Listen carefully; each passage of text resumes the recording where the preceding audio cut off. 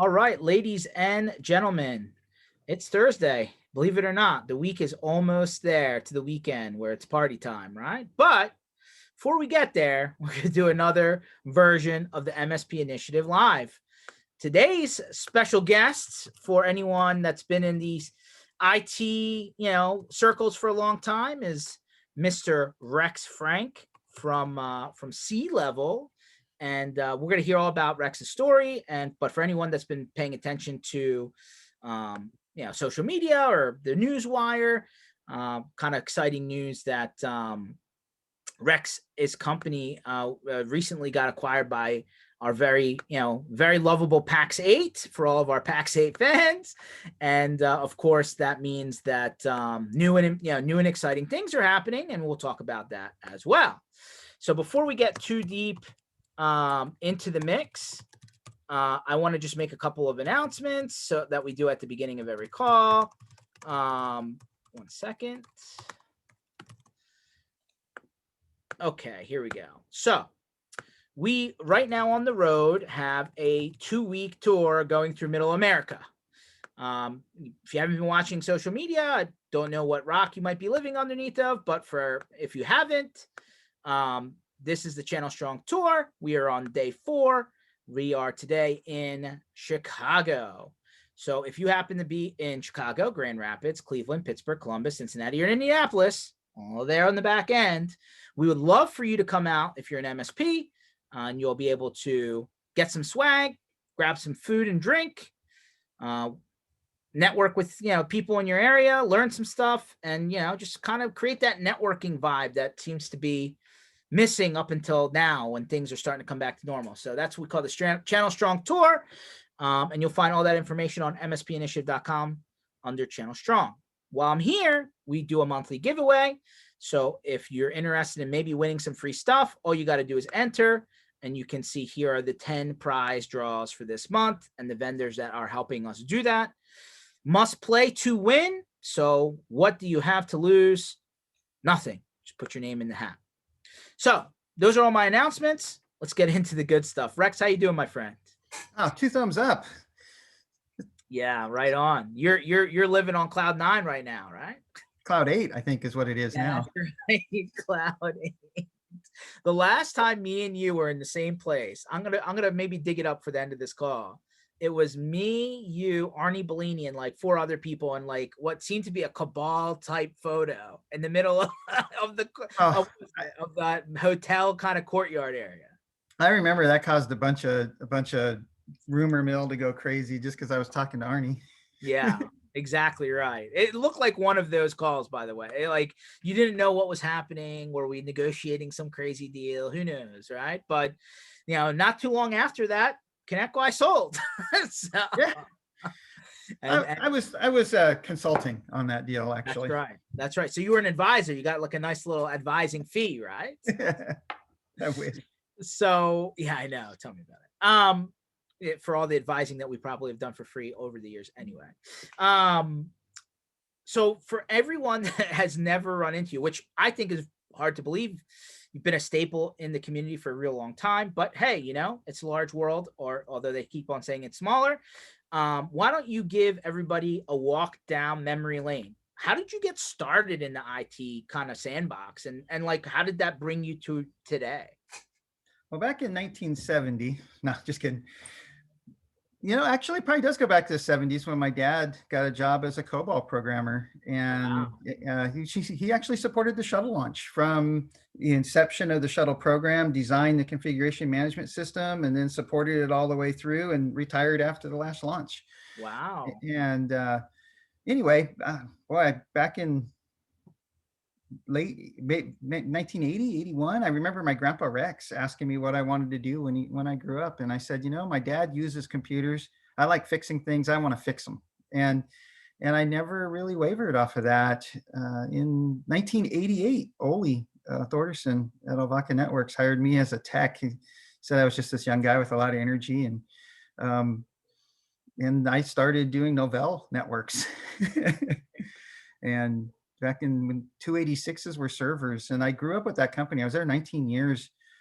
We we were doing managed services when we were putting modems on Novell 2 servers to deliver, low disk space alerts to a console in our office long before the internet. So that was like pre-RMM, right? Oh yeah, yeah. LAN Alert was the name of the product that we discovered and started using it. We started calling it the 3 M's of network management: monitoring, maintenance, and management. That was sort of our tagline. And then we kind of funny thing, we started calling it, our managed service offering long before it was called managed services. We called it NMS, Network Management Services. And I remember we were using that term NMS for a couple of probably about a year, and then one of my clients said, "Why would I want to buy something called In a Mess?" There's some marketing for you. Yeah, and we're like, oh, maybe NMS isn't the right word, right branding to use. But yeah, 19 years, and then I went to work at a 50-person company to create a managed services program offering within that company.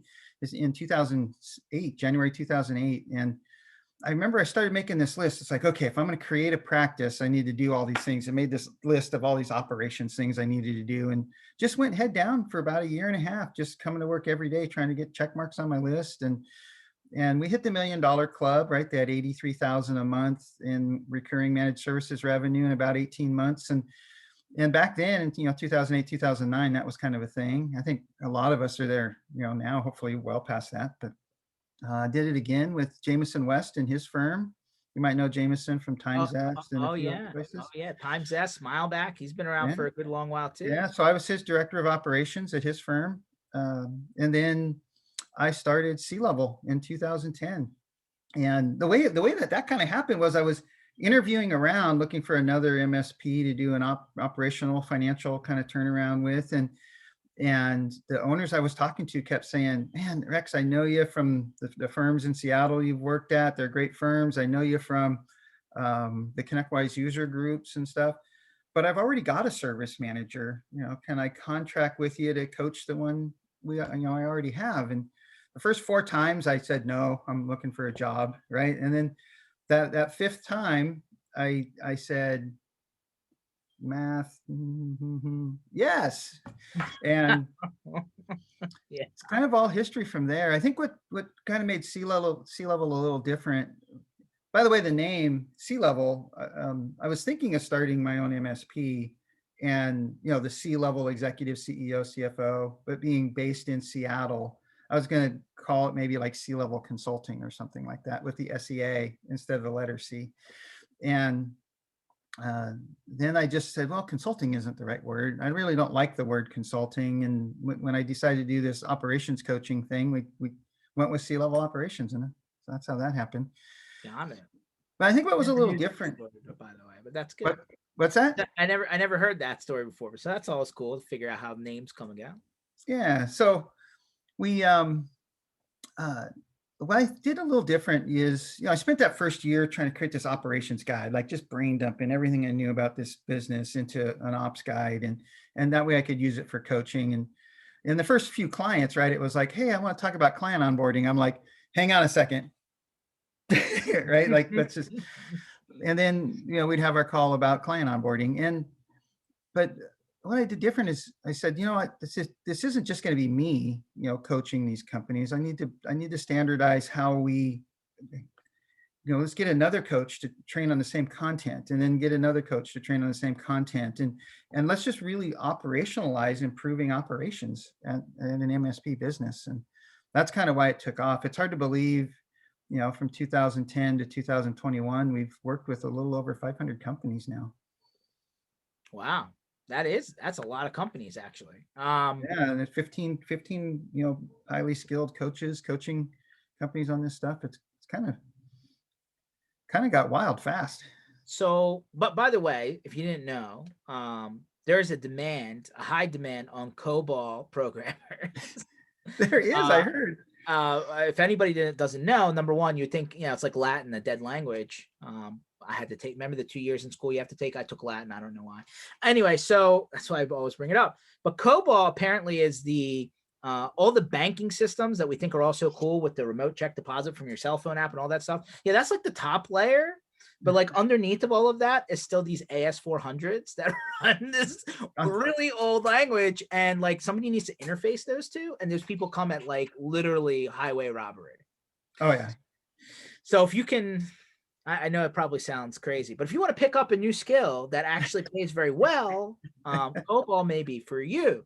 I swear I have, guys that I went to school with that are, working for, stock trading platforms and stuff like this. And they literally have multi-million-dollar projects, billion-dollar projects on hold for 6 months at a time because they don't have enough people to write the interface. Anyway, for the COBOL. So there's an interesting Jeopardy question, I guess. What's a typical, so you've worked with over 500 organizations, you've been around for forever. I mean, when I say forever, you've been around the circles. When I say circles, like specifically a lot of the peer groups and the accountability groups, HTG, now it's called Evolve, right? You were very deep into that.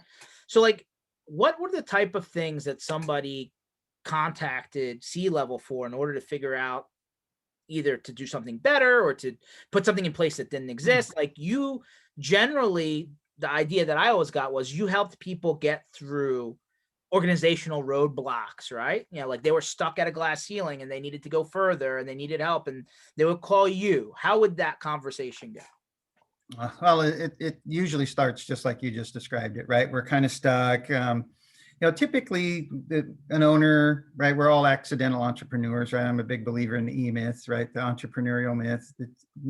Entrepreneurs don't start these businesses, technicians do, and in the middle of an entrepreneurial seizure, and which is kind of my story, right? But they grow to about 6, 7 employees, and then the typical thing is they say, well, let me take my best tech, right? They're the best with the computers, but they're also the best with people, and I'm going to promote them into the service manager role.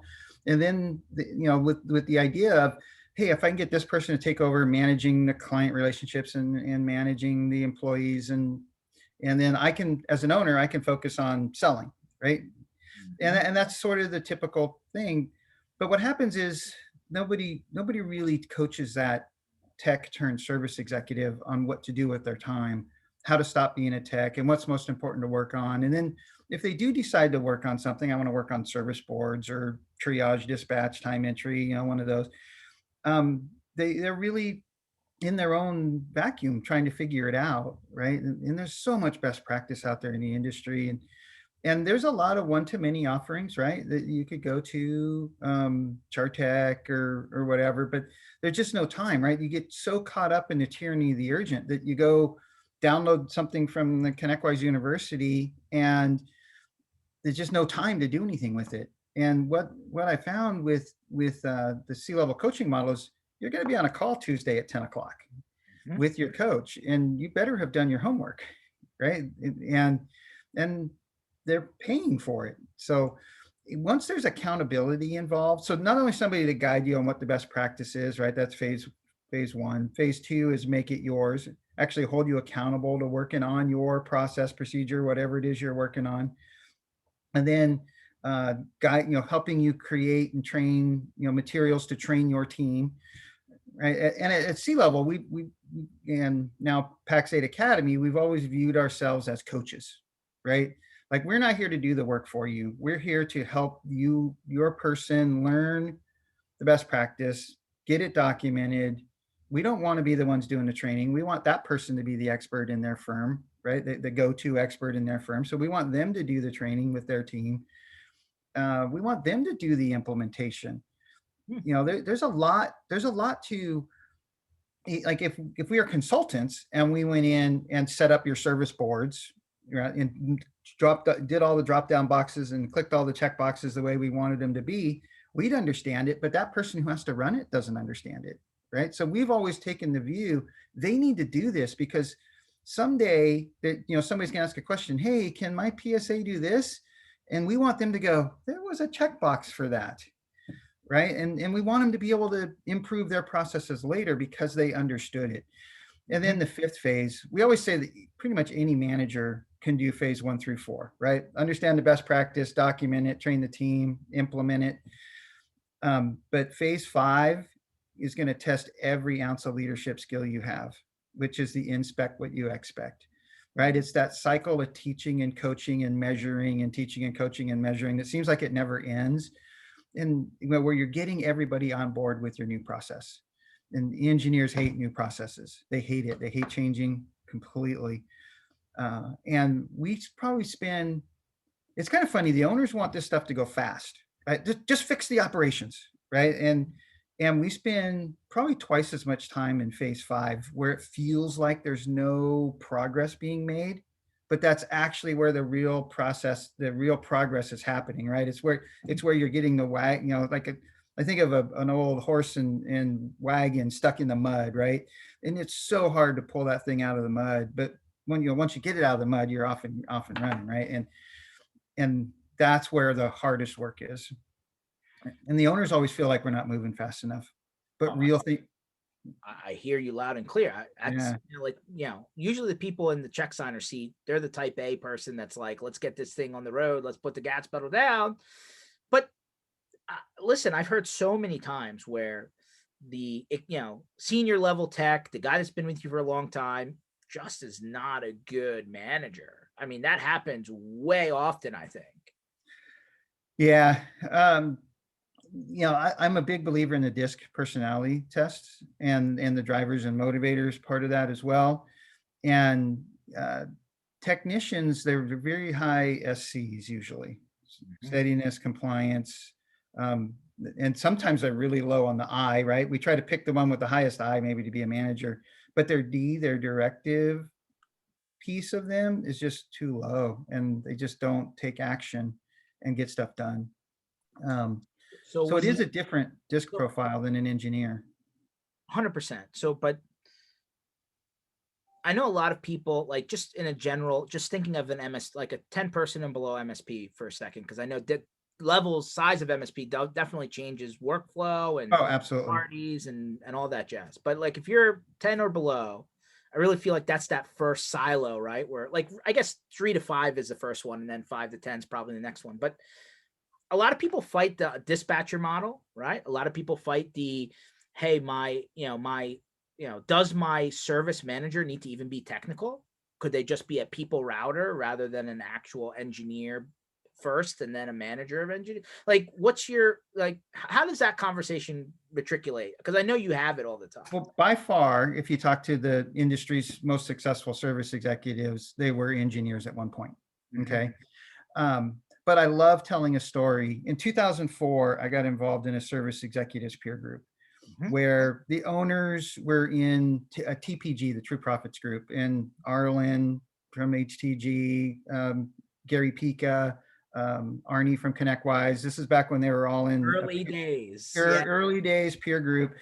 And they were all trying to figure out this managed services thing. So they decided, but they were all, as owners, they were getting together and, conceiving great ideas, but they all had to go back and work through their service managers to get anything implemented and make this change toward the managed services model. And they were having varying degrees of success. So they had this bright idea, hey, let's get our service executives together and get them all on the same page with us. So I went to that. And, there's 10 of us in the room, 9 of us are engineers, promoted to a service manager role. And I was pretty naive. Like, looking back at those days, I was super naive about what it really took to be a service manager. I didn't understand the financial side. I barely understood strategy, right? And that's what the peer group was about, is building that up in us, right? And Stephanie from a company called Riata was there, and she was the dispatcher, non-technical, kind of getting promoted into the service manager role. And it was kind of, I'll admit it now, I kind of discounted her in my mind, not because she was female, but because she wasn't an engineer, right? Like the rest of us. And come to find out, she's one of the ones that I learned the most from in that peer group.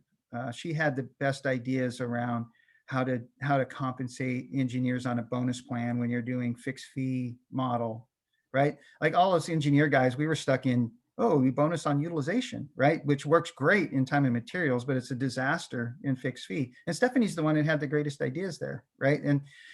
And come to find out, her firm, her firm grew bigger than any of us to about 50 employees, got acquired by White Glove, another 50-person firm now. And then she's the one that escalated into the senior service executive role. And now she's, had a lot of engineers, and then they got acquired by Mindshift, Gary Pica's old company. And then they got acquired by, I think it was Ricoh, one of those big printer manufacturers. At one point, Stephanie had 130 engineers reporting to her, right? Like I would argue she was wildly more successful than any of us in that service executive role. So you've just, I mean, I feel like that's a exception to the rule. I mean, do you really feel that somebody who moves into a service manager, service leadership type position, who is not the engineer, is more successful than not? In this story it was, but In this generally story it was, and it really made me believe that it's all in the person. And really, I will say a big piece of it was she was freed from trying to be the technician. yeah. I struggled and struggled and struggled for many years to stop being the engineer, because I liked it. I enjoyed it. When the going gets tough, you go back to your roots, right? Like, let me just fix the engineering problem instead of really, let's be the manager and the leader and organize and figure this out. Interesting. No, that just goes to show you the perception is wrong. It can be wrong. It all depends on the actual how motivated the person is. So, like for the DISC people out there, just Google it, DISC, right? It's an acronym.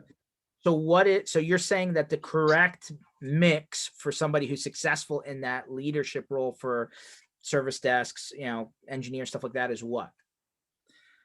That's a tough one to answer, but I need to see a little bit more D in there. Right? They need to have a directive side where they just want to grab the reins and take charge and be in charge, and hire in the I.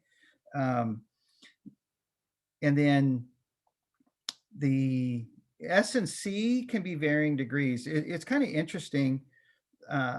My S and C went down a little bit as a leader, and my I and D came up.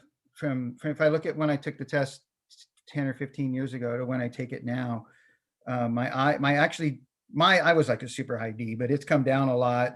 I used to be a DI. I switched to an ID, but my S and C, my adaptive on the S and C are way higher than my natural, because I had to force myself to adapt into standardized policy, procedure, that kind of stuff, even though I naturally want to rail against it, but it's how we create the consistency and quality of service that makes it a great place to work, right? Like the more standardization we build into the way we do business, the more employee satisfaction we have, which, by the way, making changes to get to standardized lowers employee satisfaction. Right? The moment you make the change, right? Like, we need to standardize how our engineers triage and dispatch tickets, and we're going to create a new process and we're going to start teaching it. It initially lowers employee satisfaction.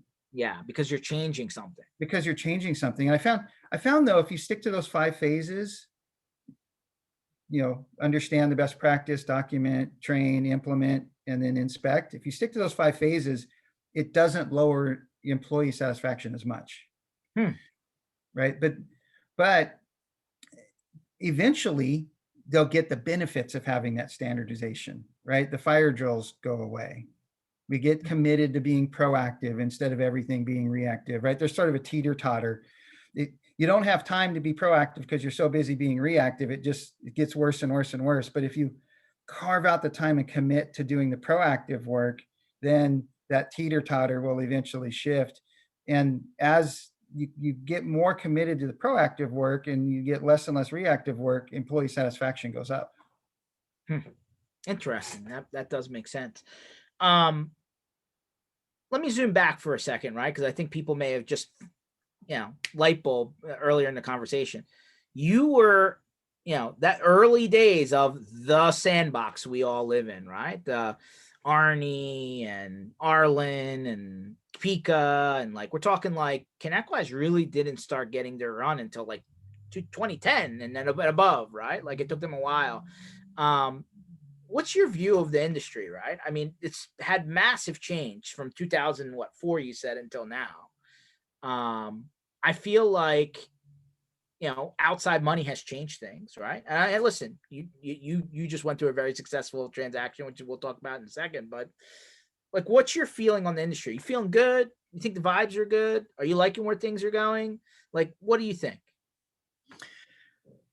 So one thing that will never change is that companies have computers and they have technology needs and they need help with that. Hmm. And I think, SMB likes their personal relationships with their vendors. Hmm. So I've heard, ever since, if we go in the Wayback Machine, Silverback was an RMM tool, right? And Silverback and Everdream, Dell yeah, acquisitions. Yeah. yeah, and Dell bought 'em, and the whole world started screaming about, commoditization in our industry and whatever. But even back then, I felt there is no way Dell's going to take any of our clients from us because of our interpersonal relationship we have with them. Hmm. And so, every time you start hearing about commoditization, I've just kind of dug my heels in and said, our interpersonal relationship is why our clients do business with us, right? And it's everything from the business reviews, right, is the thing we always talk about. But I think even more than that, it's their relationship with our engineers and it's the relationship with their dispatcher, right? Their dispatcher is the one that answers the phone and says, "Oh my gosh, that's a terrible situation. It's going to be tough, but I'm going to figure out a way to get you help," right? Like that relationship is never going to change. Hmm. Hmm. I So agree. With all the big companies that have come down to try and do even Dell themselves for a second tried to do managed services in a metro or two. I don't think they ever get past a certain point, right? I mean, the concept of the master MSP popped up, right? And that's when you started seeing MSP starting to outsource certain things to the master MSP. But even then, that only got to a certain point, right? Like at some point, you still needed to mature your people rather mhm. than trying to offload to the guys in the back. So, not to knock anybody that's in that business. I know even ConnectWise is now technically in that business, but for the people that come to you and say, "Hey, I got this outside vendor who's doing knock, sock, help desk, whatever," have you seen that model like just really work well? Because I feel like there's a glass ceiling there. Knock, sock, absolutely. I'm going to get real personal and might offend some people by saying this, but help desk is tough. It's that interpersonal relationship piece that I just don't want to give up, especially in SMB. Now, if you've got larger clients, right? Say they have 200 employees or more, Mhm. then I think the outsource model is just fine, right? Hmm. Outsource the help desk because those people in that firm barely know each other anyway, and they don't have that interpersonal relationship with whoever they're calling for help desk support. So I think that works great. Hmm. Interesting. But if you're dealing with a customer that's below that point, that's where things could get rock. I mean, even in I tried it in my own MSB, and it got to a point where my customers are like, "Hey, you guys are great, but these guys over here, like, we need to remove them or else we're out." Absolutely, that's that interpersonal relationship thing. Yeah, Um, interesting. I think another piece of it is the low maturity companies, right? Everything is sort of wild west in the way the company runs, right? And then they get into their second stage where, in that low maturity, kind of the owner's running everything, making all the decisions. So that second stage is the owner and the service manager running things. The service manager is kind of coming into their own. ConnectWise calls this stage managing to what good looks like. And what that means is there's industry KPIs and you want to measure yourself against them, but you try to run some reports and none of it makes sense, and you realize there's no data because there's no standardization in the way you do things, right? So that whole second stage is about standardizing how you do things so you can get KPI metrics that make sense. And the key is in that first stage, the owner doesn't need any KPIs because their gut is accurate because they're close enough to every client transaction that they just know what's going on. And in the second stage, the owner's still close enough, right? I would argue you don't need KPIs even in the second stage. But Hmm. what you're doing is you're building your processes to create KPIs. And you're at the end of that second stage when your processes are good enough that your KPIs match your gut. Hmm. Right? Does that make sense? Does Now, make sense. now the KPIs match your gut. You're like, yeah, I know yeah, look, it says our SLA numbers were getting slower. That matches my gut. It says our SLA numbers are getting better, or it says our profitability numbers are getting better. That matches my gut, right? Now you're at the end of that second stage. And then it's time to move into the third stage, which is what ConnectWise calls building teams and strategy. That's where you're creating a more of a leadership team that runs the company, right? There's somebody representing finance and admin. There's somebody representing sales, getting new clients. There's the owner, and probably somebody in service. There might even be 2 or 3 people on this leadership team now, right? Somebody responsible for projects or professional services, and somebody responsible for managed services, and then some sort of a service director. And now the leadership team is running the company. And the interesting thing is now the KPIs are critical, because the owner is now 1 or 2 levels removed from the day-to-day interactions. And the only input they have is the critical, it is the KPIs, right? And it's kind of interesting because, like, let me give you an example. The concept of the rogue engineer, right? When you're in that second stage, you're trying to create process and procedure and standardization, and you've got usually it's your longer term engineers that feel totally entitled and they just don't want to get on board with your process and procedures. In those first 2 growth stages, I think the wrong thing to do would be to fire them. The right thing to do is to keep trying to get them to get on board. But in the meantime, you're putting more and more responsibility on others around them. So you're becoming less and less dependent on that person. Mm-hmm. And the reason it's the right thing is to keep them is you constantly, you say things like, clients love them. They can fix anything. They'll work all hours of any day, right? And for all those reasons, you can't and don't get rid of them, right? But as you move into that third stage, where you're dependent on the KPIs, your leadership team starts saying, they're more trouble than they're worth. They cause too much havoc in the way we do business. They are causing morale issues with all of our other engineers that are on board with our processes. And hopefully by then you've reduced your dependence on them. And that's the moment that the right thing to do is to release them to go work for stage 1 and stage 2 companies, where they will ultimately be more happy and you'll be more happy. It's sort of a controversial thing to say, keep the rogue engineer, but it's really what I believe. Interesting. Very, very interesting.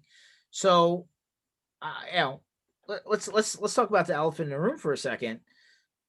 I think a lot of people were surprised when they heard this announcement about C-level and Pax8. I think if I were to ask 100 people in a row that have been in the circle that know you or know of you, they would have thought that was going to be ConnectWise in C-level, not Pax8 in C-level. I'm sure that doesn't surprise you. I'm just saying what's already being said.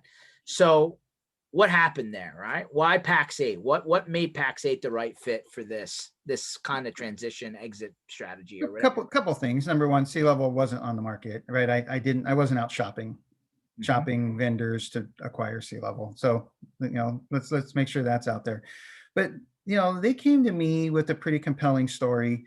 Now, at C-level, we started with a pretty strong ConnectWise roots. And even today, 80% of our client base uses ConnectWise, but 20% of our client base is Autotask based. And we've always tried to take a very vendor agnostic role. Like we're here to coach on how to triage a ticket. It doesn't matter if you have ConnectWise or Autotask or Synchro or ServiceNow or whatever it is you're using.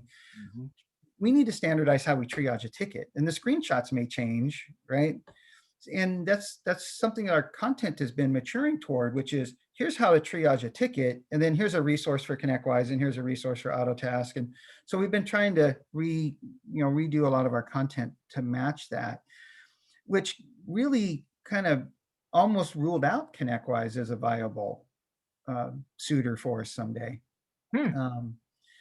And I think that's better for the community to kind of take that view. And we really believe that, what Pax8 is doing is it's kind of interesting. As we got into due diligence and I shared our client list, they ran some numbers and they found that C-level clients buy on average 240% more cloud products than the non-C-level averages. 240%. Right. And there's a reason for it. Yeah. It's because we're helping them mature and grow and leverage the way they do business. And so, that was sort of, that really confirmed what they thought, which was if we focus on partner enablement, they're going to grow, they're going to mature, they're going to buy more cloud products through the distribution side. Mm. So Paxate's, very clearly doubling down on partner enablement. Wow. So a couple of things we just got out of this. One, hey, while a lot of your business, the majority of your business are people on the ConnectWise ecosystem stuff. Obviously, you don't really care about the tool. You care about the process and the flow and the you maturing people, right? Because that's ultimately at the end of the day what this is. And then Paxate approached you, not the other way around, which again, I don't think, and we're clearing up the story, right? And then you weren't actually even in a position where you were thinking about selling at the time. It sounds like you kind of just got a really intriguing offer and conversation. Yeah, what it really came down to is 2 years ago, we had our EOS meeting internally and we set our 10-year target, right? And a lot of companies set their 10-year targets around revenue goals or something like that. But we set our 10-year target around impacting 3,300 companies, right?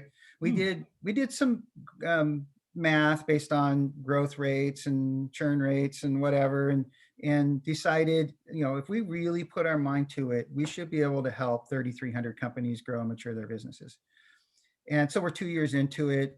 I think we were at about 300 companies when we set the goal, and we were right at 500 about the time this acquisition happened. So we were on path. We were right on track with hitting that 10-year goal. And Pax8 comes along, and we started looking at the what's holding us back from getting there faster, right? Resources. And I have quite a bit of resources now, and we're looking at impacting 3,300 companies in the next 2 to 3 years instead of 8 years from now. And that was really a motivator for me. That's awesome. So I guess the title that I saw in the press release was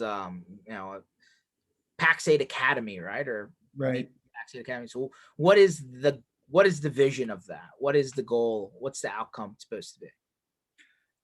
Couple things.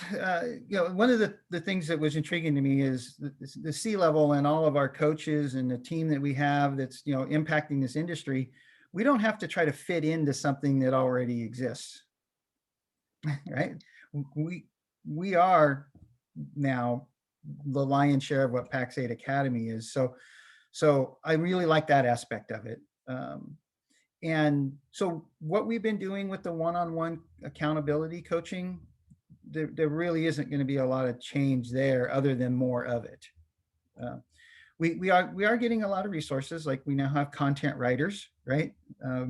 So that's been, we can now have the coaches brain dump instead of having a very super expensive coach whose time is in great demand and they never have time to sit down and document what they think a best practice is. Now they can get interviewed by an expert writer who can turn it into content, right? So those are the kind of things that our clients are going to benefit from for sure. We've been working the last 6 months or so really heavily on what we're calling value creation coaching. So we've been focused on the service executive primarily, right? Building up that operational side of the house.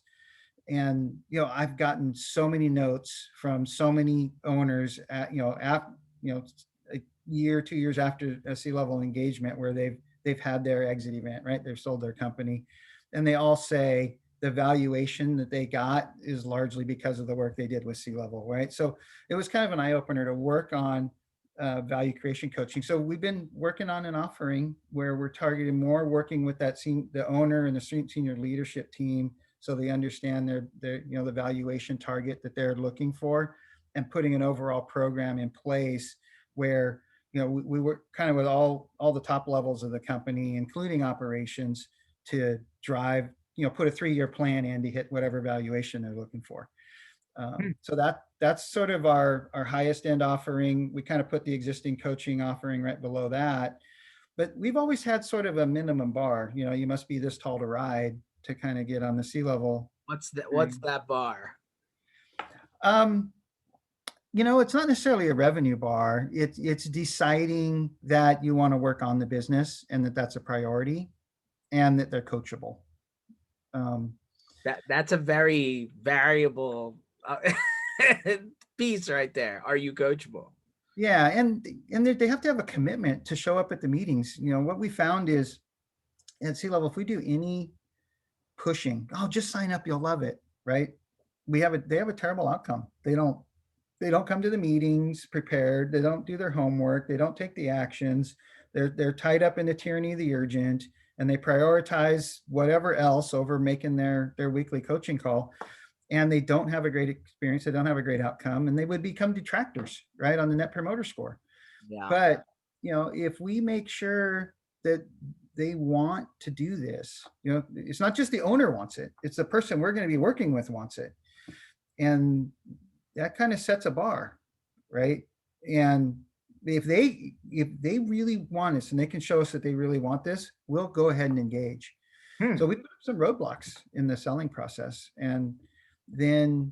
but what that has done is that says our coaches are happier because they're only working with people that are taking action and getting stuff done and learning and progressing. The clients are happier. They get the outcome on better financial performance or employee sat or client sat, whatever they're looking for. And they are our net promoters, right? Hmm. And so we decided we're going to set this bar kind of high to get on our ride. And that I think that's why the reputation is what it is. S- Wow. I mean, there's a lot there. So like, listen, the barrier of entry to be a PAX A partner is sign up. But Well, so how does that work? Like, I'm sure there's a transition part of this, but like, how do people within the PAX A community then get access to your people? yeah. So all along, I've been sort of I've even written about this, the In-N-Out burger menu, right? There's a hamburger, a cheeseburger, and a double, right? Like menu. there's no chicken, right? There's no salads. There's no. Right? And I said, what's going to make C-level great is this, and really the reason for that is, mind share of the leadership needs to stay focused. And but the interesting thing is, and that was largely because of our limited resources. Now there's resources to create offerings to help the community that's not ready for our premium coaching, right? To create the stepping stones to get there, right? So what is on the horizon is opening up content that is open to the PAX 8 community to help them take the steps to get closer. And some one-to-many offerings where, and if you've heard me in the past, I've been pretty vocal about the fact that one-to-many works for a certain percentage of the population, right? That if you offer a one-to-many, about 20% of the people that come to that class and learn something will actually go back and do something with it on their own. And I said C-level with the one-on-one coaching was targeted at the rest of the percentage that isn't going to go back and do anything on their own, right? But so the one-to-many offerings, I was going to say, Rex, how those are coming. many IT nations have I seen people walk down the aisle, swipe, swipe, swipe, swipe, swipe to get through all these sessions, and then they came back and nothing got done, right? I mean, that Right. happens way too often. Yep. So, there will be one-to-many offerings coming that are, talking about the same content and with the hope that somebody will actually take it and go back and take action with it. I remember Oli. I worked for him for 19 years, right? He'd send me to some conference or something, and when I would get back, he would always ask me, what are the 3 things you're going to do different, right? Like that was his standard question when I got back from some event or conference or something. And I remember sometimes being on the plane, thinking back over the last couple of days, like, what am I going to do different? What action am I going to take when I get back? So, and kind of stressing about that a little bit. And Oli came to my daughter's wedding a couple of years ago, and I don't even know how the topic came up, but I said something about, that was kind of stressful trying to figure out what I was going to do different. And he said, "Got a secret for you. I never gave a shit what you said, what it was. I just needed to know that you knew what it was." Wow. Wow. I mean, but listen, if there's some truth to that though, right? If you're taking people out of their day-to-day job to send them to go learn, right? Network, figure out what's next, figure out what's working for other companies in the space. It's not a high bar to say, hey, what are the things that you're going to be able to do coming back out of this within a set period of time? Like I would think that that's a Yeah. reasonable ask, right? Unless I'm just sending you on a vacation. If that's the case, why even bother with the conference? Yep.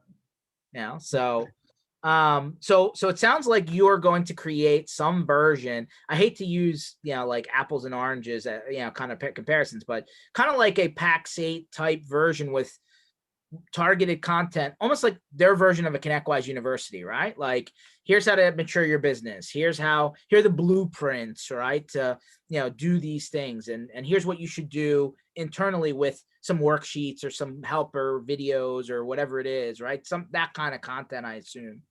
And then I assume that there's still going to be, hey, I need help. I want to do one-on-one help. How do I get there, right? I assume that's still going to be that avenue. Oh, absolutely. Yeah, it's kind of a stepping stone thing is the way I'm envisioning it. But there's more to it than just the operational and business coaching, right? You're going to see Pax8 has one of the things they've been built on their distribution practices around education and enablement and helping the partners get their products implemented and integrated. So there's a technical training track. So there'll be a technical training track coming as also. Wow, that's super. That's so how does that align with things like they're already doing the boot camps and the like the other, like they have like 2 or 3 tracks of events they do on a regular basis, right? They do like Azure Dynamics. I think they do like what they call the you go in and you can kind of get a 30,000 foot overview of what's out there kind of thing. Does that align more with what you're doing, or is what you're Yeah, doing? that's coming under the Academy Partner Enablement umbrella. Okay. So that's so how long, like, I'm sure I'm sure like we just heard about this acquisition in the last few weeks, but I'm sure when you discussed all of this before you did the deal, there was, hey, it's going to take us 24 months to build this out, or I'm just throwing a number out there. How long before people start seeing the fruits of the part, the kind of the come together?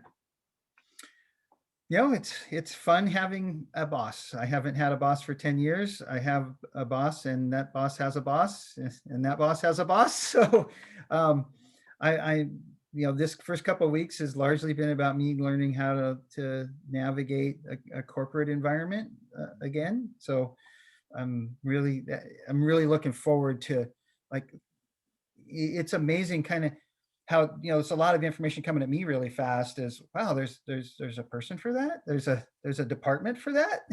Right, which used People to be adding that thing I had 15 minutes to do every week, right? So um I still have a lot to learn about how to take advantage of all these resources and make it happen, but it's a fun ride. So it's a work in progress. There's not any set timeline, but it's coming. Just bear with, let the process kind of happen, and we'll see where we get. Or as we say in Philadelphia, trust the process, right? Yep. For those Sixers fans out there, which I'm sure there's not many on this call.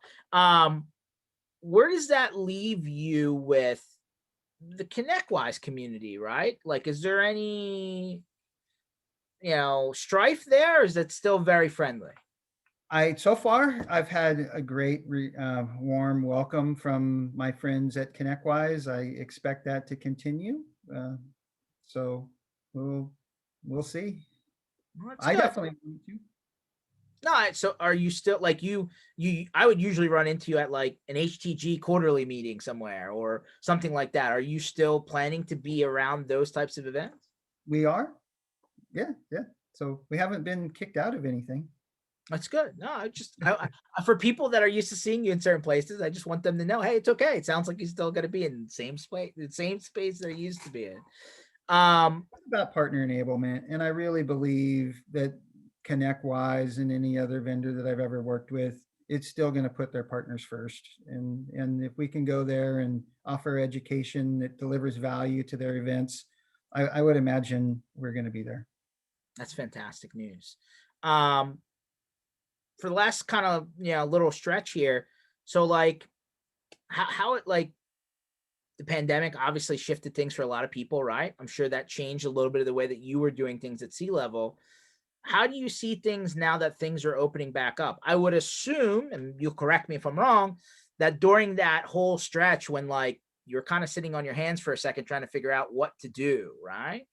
Um, that some people said, let's work on the business now while we have time, when the phone's not super ringing, right? Now that we're in a lull.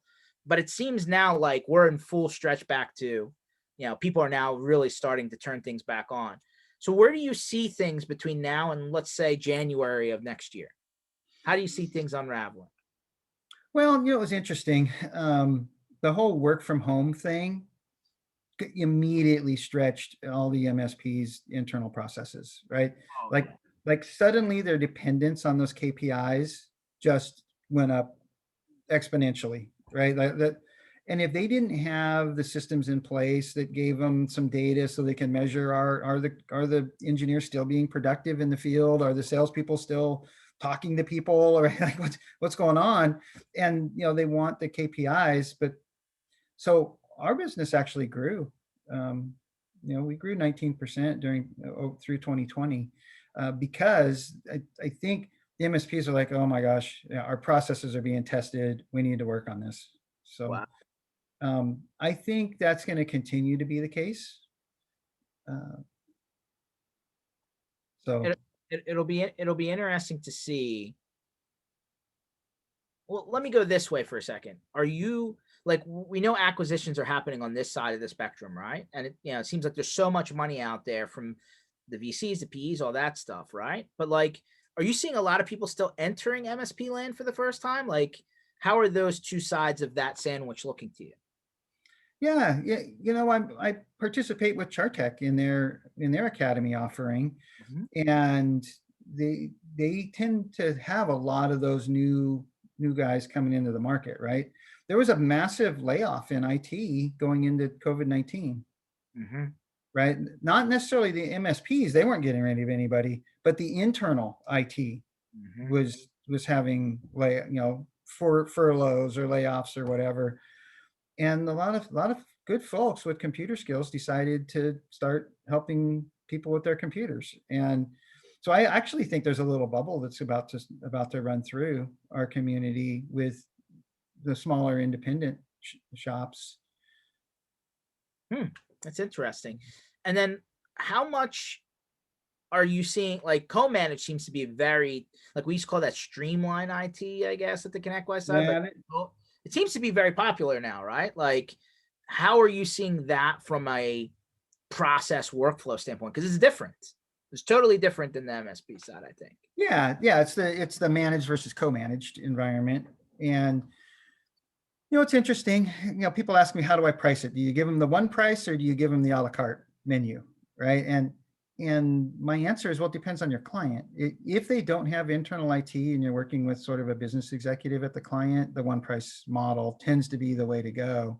But if they have internal IT and they have internal strengths, they don't want to buy what strengths they already have. They're looking to buy to adjunct their weaknesses.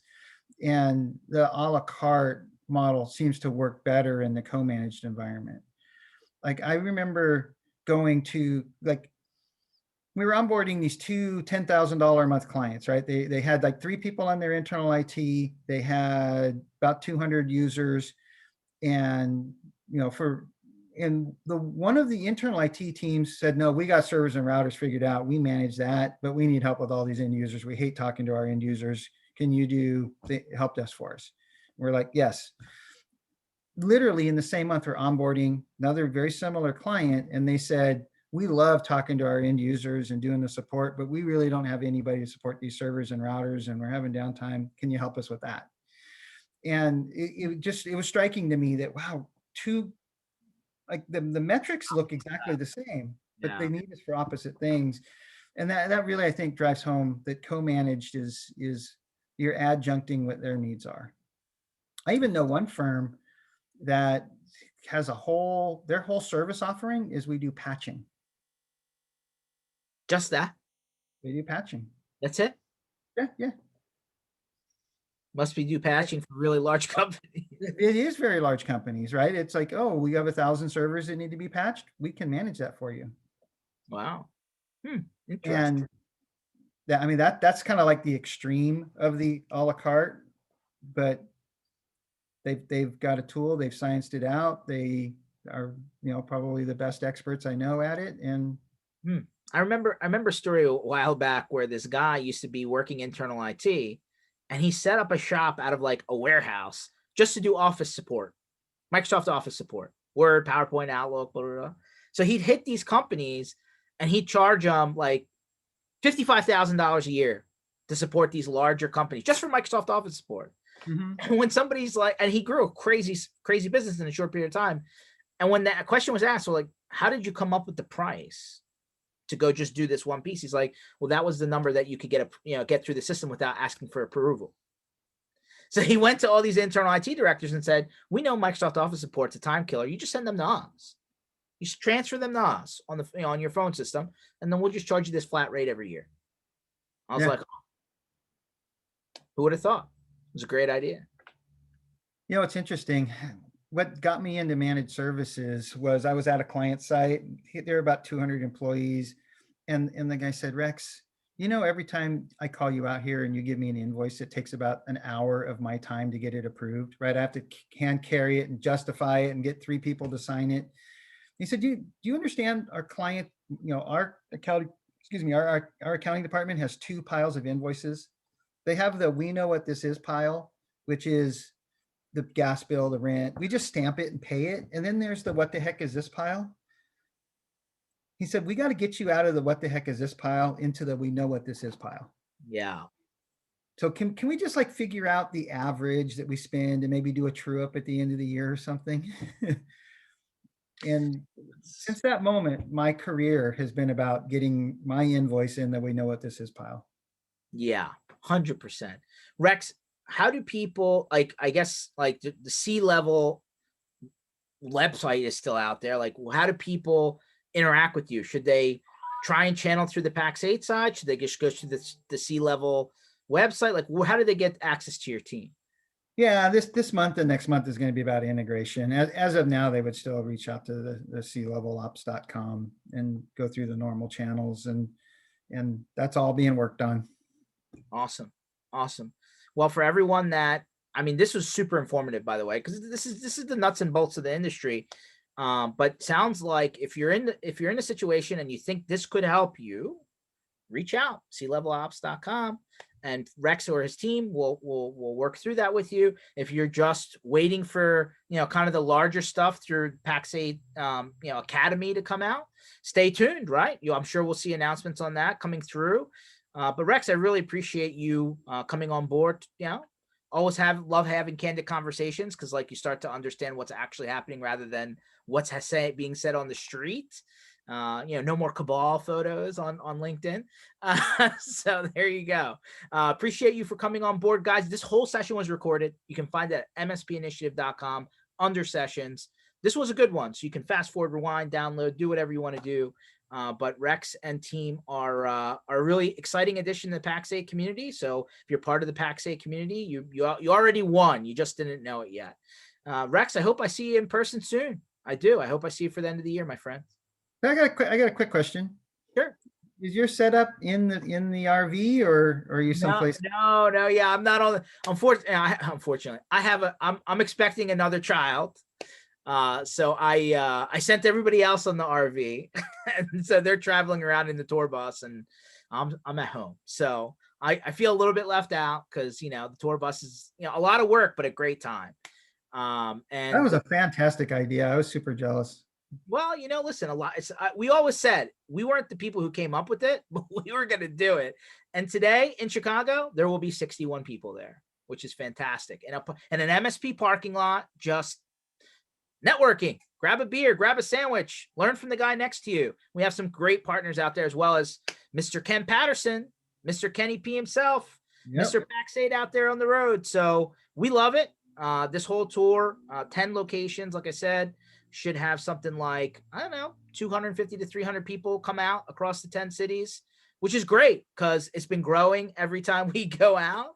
into as time progresses and things are a little bit more open, which is great. I hope, everybody's now, not afraid to come out of their house, and like it's safe, right? Obviously take precautions for you, but it's not like it was back in March of 2020 where there was a lot of unknowns. So it was, I will tell you this one. The first one was 3 weeks, 15 cities, and like 7,800 miles on the tour bus. And that was the first tour bus, not the one that we have now.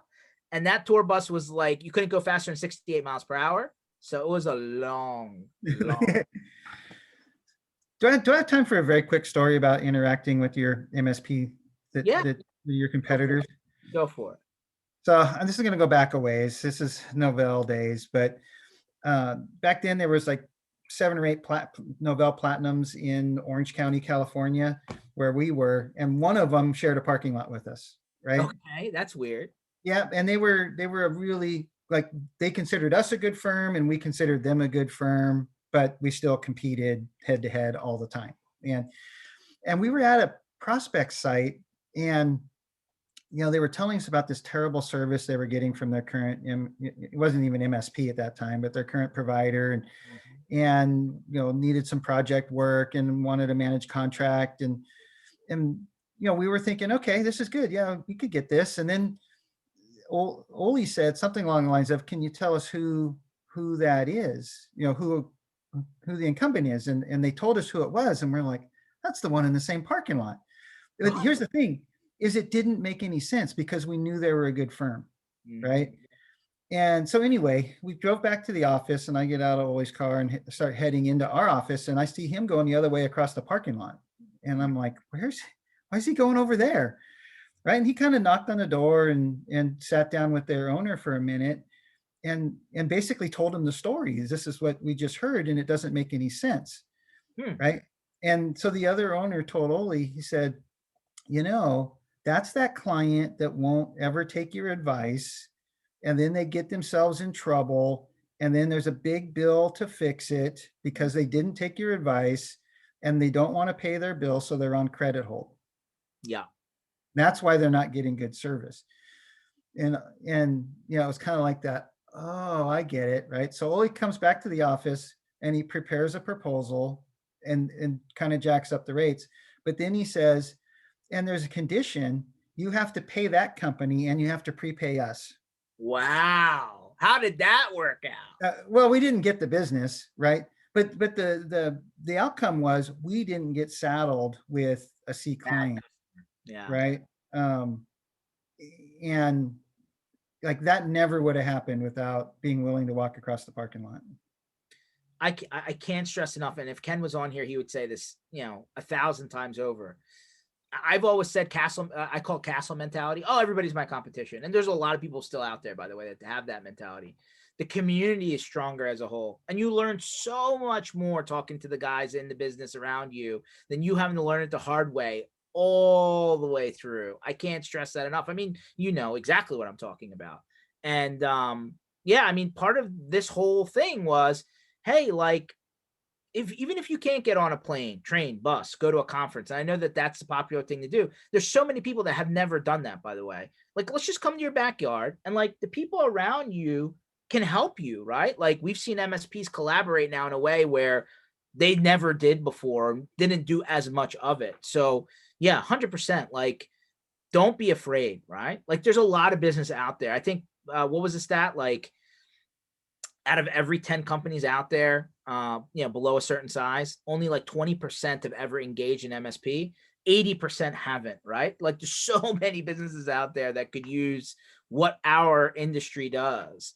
And like, I hate the people out there that say, oh, well, if they have it, if they wanted an MSP by now, they'd have it. That's why all this consolidation's happening at the top level of the MSP industry with this M&A stuff. And I'm like, I don't agree. I've talked with so many people in the last 12 months that said that the majority of their new business were people who never engage in MSP ever.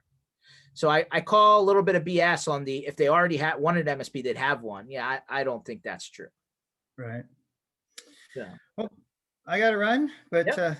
thank you for having me on. Yeah, Thank you no, to the crowd, to the yeah. Thanks for jumping on, and thanks everyone for watching, and stay tuned Tuesdays and Thursdays, 1 o'clock Eastern time. We continue MSP Initiative Live. Thanks a lot, Rex. Catch up.